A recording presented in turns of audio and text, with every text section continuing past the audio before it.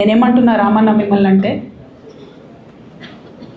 నా మీద మీకు కోపం ఉండొచ్చు, నా మీద ఏముందో ఎవరేం చెప్పారో నాకు తెలియదు.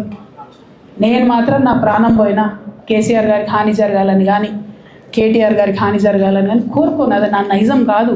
ఆడపిల్లలకు అట్లా ఉండదు. ఆడపిల్లలు ఇల్లు బాగుండాలనుకుంటారు.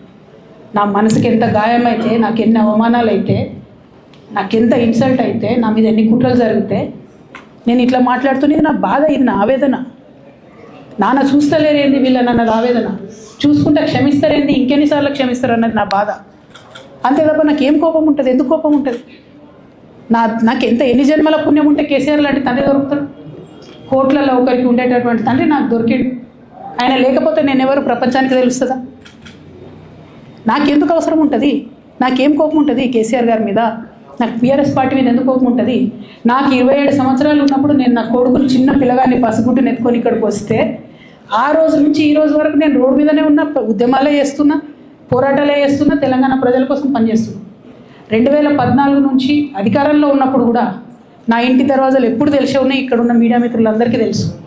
అధికారంలో ఉన్నా లేకున్నా నేను ఇట్లనే ఉన్నా. అధికారంలో ఉన్నప్పుడు నన్ను ఏమి సాగనీయకుండా నన్ను ప్రతిపక్ష ఎమ్మెల్యేని చూసినట్టు, ప్రతిపక్ష ఎంపీని చూసినట్టు చూసినా నేను ఇట్లనే ఉన్నా, ఓపెన్ మైండ్తోనే ఉన్నా.